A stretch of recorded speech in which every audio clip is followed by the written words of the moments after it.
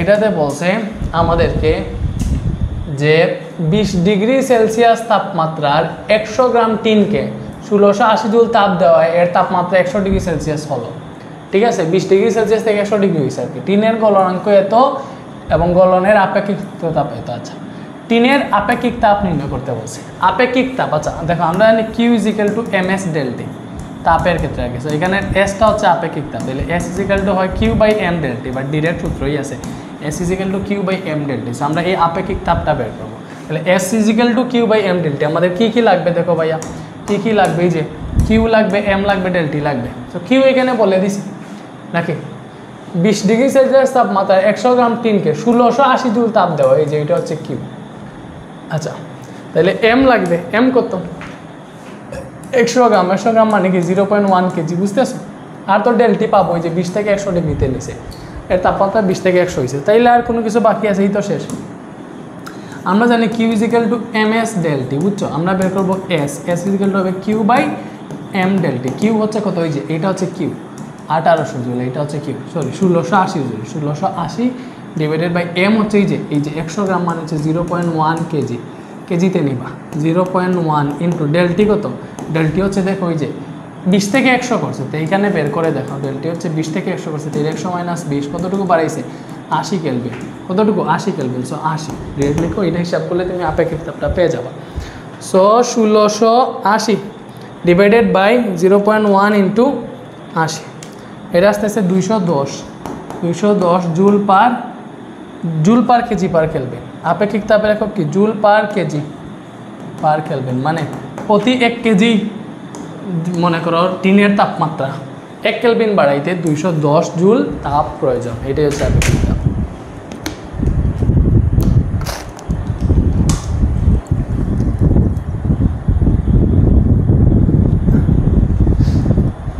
ওকে, এরপরে কি বলছে দেখো, এরপরে আমাদেরকে বলছে যে উদ্দীপকের টিনের তাপমাত্রা 20 ডিগ্রি সেলসিয়াস থাকা অবস্থায় ক্রমাগত 10.4 কিলো জুল তাপ প্রয়োগ করে একে গলানো সম্ভব কিনা বিশ্লেষণ করো। তোমাকে এইটা বলছে যে এই যে আমাদের আছে, কি আছে? টিনটা আছে, ওইটার 20 ডিগ্রি সেলসিয়াস তাপমাত্রা থাকা অবস্থায় ক্রমাগত তাপ দিয়ে তাপ প্রয়োগ করে একে গলানো সম্ভব কিনা বিশ্লেষণ করো। কত জুল দিয়ে? 10.4 কিলো জুল তাপ দিয়ে আছে। সো আমরা দেখবো এখানে যে টিনটা আছে ওইটাকে গলাইতে ঠিক কতটুকু জুল তাপ শক্তি প্রয়োজন হয়। যদি দেখি 10.4 কিলো জুল থেকে কম লাগতেছে, তার মানে এই তাপ দিয়ে ওইটাকে গলানো যাবে। যদি দেখি টিনকে গলাইতে এটা থেকে বেশি তাপ লাগতেছে, তার মানে এই 10.4 কিলো জুল দিয়ে আমরা গলাইতে পারবো না। সো আমরা আগে দেখি এটাকে গলাইতে কি করা লাগে। সো দেখো 20 ডিগ্রি সেলসিয়াস তাপমাত্রার টিন আছে, বুঝছো? টিনের গলনাঙ্ক 232 ডিগ্রি সেলসিয়াস তাপমাত্রা, তাহলে আগে আমাদেরকে এই টিনটাকে 220 থেকে 232 ডিগ্রি সেলসিয়াসে নিতে হবে। এইখানে গিয়ে সে গলা শুরু করবে, এটা তার গলনাঙ্ক, ঠিক আছে? গলনাঙ্ক মানে এখানে সে গলা শুরু করবে। সো গলা শুরু করার পরে সে যতক্ষণ না পর্যন্ত গলছে ততক্ষণ পর্যন্ত আমরা তাপ দিব। সো এখানে তার সুপ্ত তাপটা কাজে লাগবে, ঠিক আছে?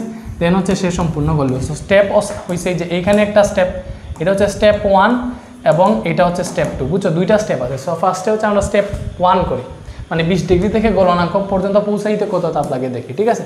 সো লিখো টিনের তাপমাত্রা, টিন নাকি এটা? হ্যাঁ, টিনের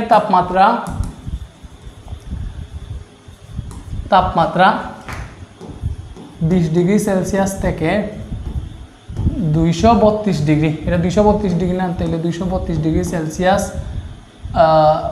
পর্যন্ত নিতে প্রয়োজনীয় তাপ কত? তাহলে প্রয়োজনীয় তাপ যদি Q1 হয় তাহলে ওইটা কত লিখো? প্রয়োজনীয় তাপ যদি Q1 হয় তাহলে Q1 = হবে ms ΔT, ঠিক আছে? সো M কত?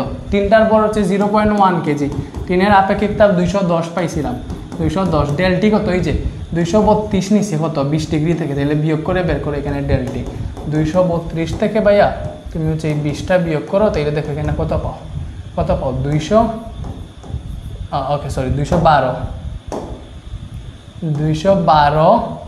কেলভিন, ঠিক আছে? ডিরেক্ট তাপমাত্রার পার্থক্য কেলভিন লিখে যায়, সেলসিয়াস ঠিক আছে, কেলভিন এই কথা। 212 এটা যদি হিসাব করো কত আসে দেখো, 0.1 ইন্টু 210 ইন্টু 212, ঠিক আছে? 4452 এত জুল। এবার আমরা হচ্ছে গলনাঙ্কে পৌঁছাই গিয়েছি আর কি। এবার সে হচ্ছে গলতে শুরু করবে। সো যতক্ষণ না পর্যন্ত সে সম্পূর্ণ গলছে ততক্ষণ না পর্যন্ত তাকে তাপ দিতেই হবে। সো এর সুপ্ত তাপ হচ্ছে 5880। সো লিখবো হচ্ছে আমরা এই যে 232 ডিগ্রি সেলসিয়াস তাপমাত্রার টিনকে গলাইতে, ঠিক আছে, গলাইতে বা গলাতে প্রয়োজনীয় তাপ, ঠিক আছে। তো গলাইতে প্রয়োজনীয় তাপ কি ভাইয়া, সূত্র কি, মনে করো কিউট ইজিক্যাল টু হবে গলন হইলে ml/f বা ml/b এগুলা ইউজ করে আর কি। সো LF দিয়ে মনে করো আমি এই সুপ্ত তাপটা বুঝাইলাম। এম হচ্ছে কত, এটার বর হচ্ছে 0.1 কেজি। এগুলো জানো অবস্থার পরিবর্তনের ক্ষেত্রে এই সূত্র ইউজ করা হয়। তাহলে এখন জাস্ট আমরা 232 ডিগ্রির তাপমাত্রার টিনকে শুধু গলাবো, বাট এটার তাপমাত্রা 232ই থাকবে, বুঝছো, চেঞ্জ হবে না। তাহলে 58,800 জুল। সো এটা হিসাব করো, 58,800 ইন্টু 0.1, সো এটা আসতেছে 5,888 জুল। তাহলে টোটাল কিউ কত, সর্বমোট তাপ কত, Q1 প্লাস Q2 না, দুইটা যোগ করলেই আমরা পাবো। তাহলে Q1 হচ্ছে ভাইয়া 4,452 প্লাস Q2 হচ্ছে 5,888, এগুলো যোগ করো, এই যে 10,340 জুল। সো এটা জুল আসছে, বুঝছো, এটা কিসে আসছে, জুলে, বাট এটাকে হচ্ছে আমাদেরকে কিলো জুলে নেওয়া লাগবে, বিকজ এখানে কিলো জুল দিচ্ছে। সো কিলো জুলে দিলে 1000 দিয়ে ভাগ দিতে হবে, 1000 দিলে কিলো জুলে চলে যাবে। সো এটা আসছে 10.34 কিলো জুল। সো দেখো, যেহেতু তারা বলছে ক্রমাগত তাদের 10.4 কিলো জুল দিয়ে সম্পূর্ণ গলানো সম্ভব কি, আমরা দেখছি এটাকে গলাইতে মাত্র 10.34 কিলো জুল তাপ লাগে, তাদের আছে 10.4, তাদের বেশি আছে। তো লিখো, যেহেতু Q is smaller than 10.4 kilo joule, তার মানে হচ্ছে ওই তাপমাত্রা দিয়ে গলানো সম্ভব, ঠিক আছে, গলানো সম্ভব,